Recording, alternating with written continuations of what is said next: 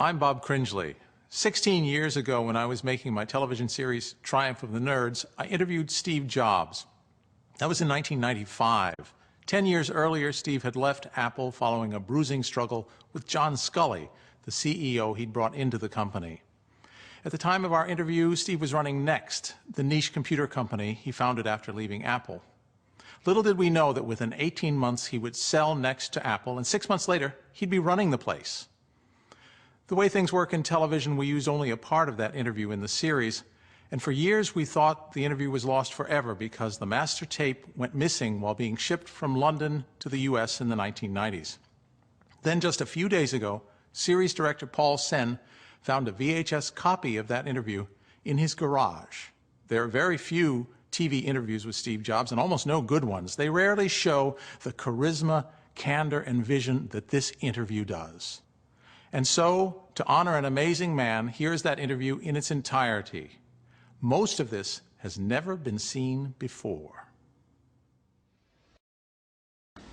So, I mean, obviously, the Apple II was a terrific success. Yeah. Just incredibly so. And the company grew like Topsy, and eventually went public, and you guys got really rich. What's it like to get rich?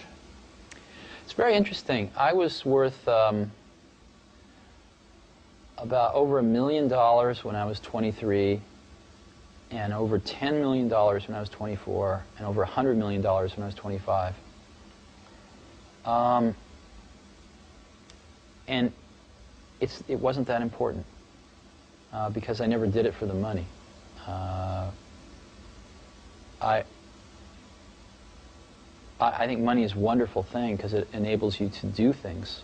It enables you to invest in ideas that don't have a short-term payback and things like that. But especially at that point in my life, it was not the most important thing. The most important thing was the company, the people, the products we were making, what we were going to enable people to do with these products. So I didn't think about it a great deal.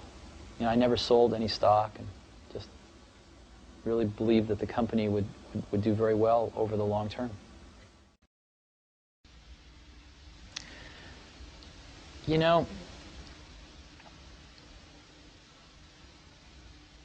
one of the things that really hurt Apple was after I left, John Sculley got a very serious disease.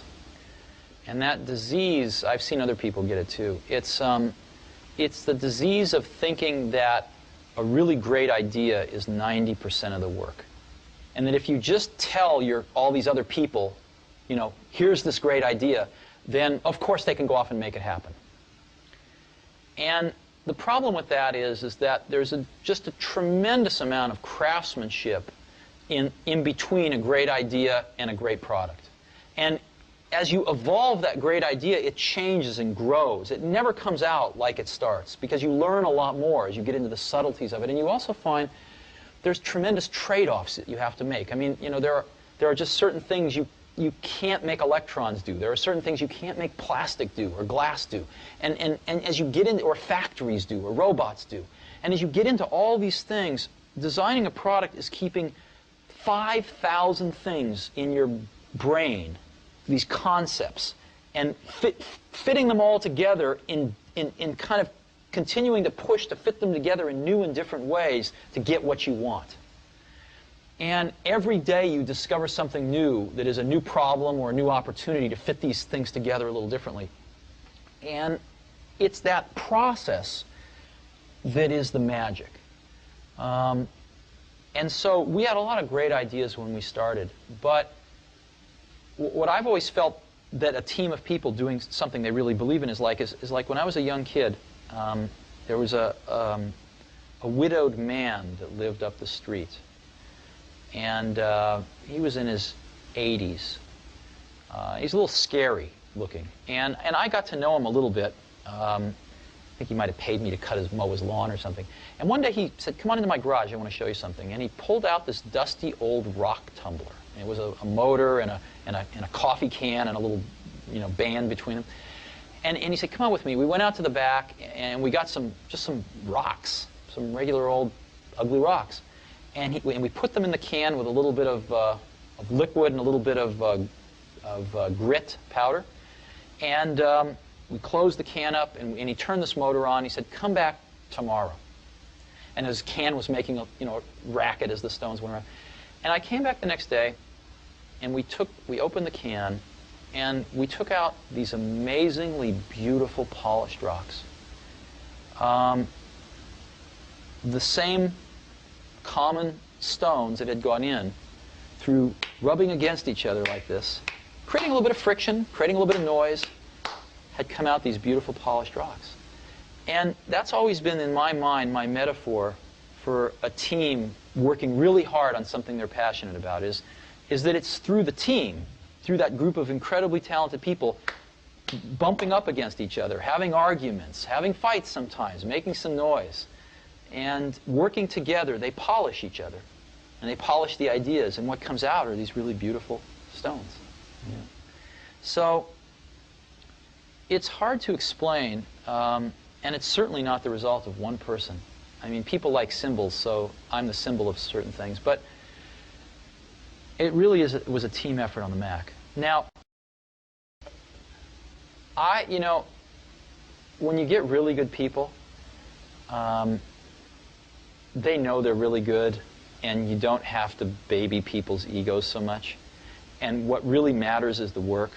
And everybody knows that. That's all that matters is the work. So people are being counted on to do specific pieces of the puzzle. And the most important thing I think you can do for somebody who's really good and who's really being counted on is to point out to them when their work isn't good enough. And to do it very clearly, and to articulate why, and to get them back on track.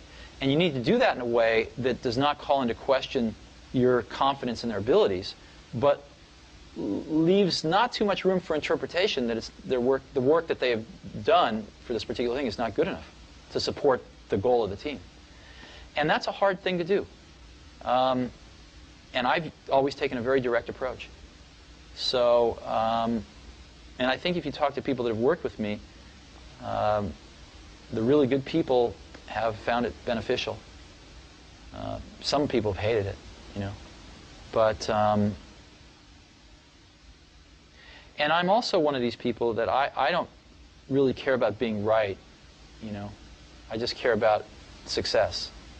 So you'll find a lot of people that will tell you that I had a very strong opinion, and they presented evidence to the contrary, and 5 minutes later I completely changed my mind.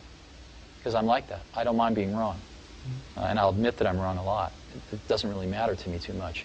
What matters to me is that we do the right thing. And so what's your vision of 10 years from now with this technology that you're developing? Well, I think the internet and the web, there are two exciting things happening in software and in computing today. I think one is objects, but the other one is the web. The web is incredibly exciting because it is the fulfillment of a lot of our dreams that the computer would ultimately not be primarily a device for computation, but metamorphosize into a device for communication. And with the web, that's finally happening. And secondly, it's exciting because Microsoft doesn't own it, and therefore there's a tremendous amount of innovation happening. So I think that the web is going to be profound in what it does to our society. As you know, about 15% of the goods and services in the US are sold via catalogs or over the television. All that's going to go on the web and more. Billions and billions, soon tens of billions of dollars worth of goods and services are going to be sold on the web. If you could, a way to think about it is the ultimate direct-to-customer distribution channel. Another way to think about it is the smallest company in the world can look as large as the largest company in the world on the web. So I guess I think the web, as we look back 10 years from now, the web is going to be the defining technology, the defining social moment for computing. And I think it's going to be huge. I think it's breathed a whole new generation of life into personal computing. And I think it's going to be huge. Yeah. I read an article when I was very young in Scientific American, and it measured the efficiency of locomotion for various species on the planet. So for, bears and chimpanzees and raccoons and birds and fish, how many kilocalories per kilometer did they spend to move? And humans were measured too. And the condor won. It was the most efficient. And mankind, the crown of creation, came in with a rather unimpressive showing about a third of the way down the list. But somebody there had the brilliance to test a human riding a bicycle. Blew away the condor, all the way off the charts. And I remember this really had an impact on me. I really remember this, that humans are tool builders. And we build tools that can dramatically amplify our innate human abilities. And to me, we actually ran an ad like this very early at Apple, that the personal computer was the bicycle of the mind. And I believe that with every bone in my body, that of all the inventions of humans, the computer is going to rank near, if not at the top, as history unfolds and we look back. And it is the most awesome tool that we have ever invented. And I feel incredibly lucky to be at exactly the right place in Silicon Valley, at exactly the right time historically, where this invention has taken form. And as you know, when you set a vector off in space, if you can change its direction a little bit at the beginning, it's dramatic when it gets a few miles out in space. I feel we are still really at the beginning of that vector. And if we can nudge it in the right directions, it will be a much better thing as it progresses on. And I look, I think we've had a chance to do that a few times. And it brings, I think, all of us associated with it tremendous satisfaction. And how do you know what's the right direction?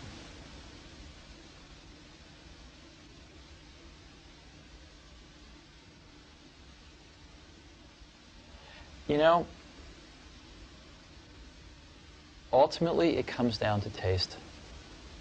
It comes down to taste. It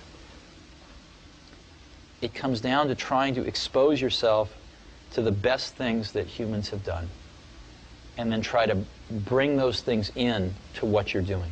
I mean, Picasso had a saying. He said, "Good artists copy, great artists steal." And we have, always been shameless about stealing great ideas. And I think part of what made the Macintosh great was that the people working on it were musicians and poets and artists and zoologists and historians who also happened to be the best computer scientists in the world. But if it hadn't been for computer science, these people would have all been, doing amazing things in life in other fields. And they brought with them, we all brought to this effort a very liberal arts sort of air, a very liberal arts attitude that we wanted to pull in the best that we saw in these other fields into this field. And I don't think you get that if you're very narrow. I don't think that most of the really best people that I've worked with have worked with computers for the sake of working with computers. They've worked with computers because they are the medium that is best capable of transmitting some feeling that you have, that you want to share with other people. Does that make any sense to you? Oh, yeah. And, before they invented these things, all these people would have done other things. But computers were invented, and they did come along, and all these people did get interested in school or before school, and said, hey, this is the medium that I think I can say something in. Mm-hmm.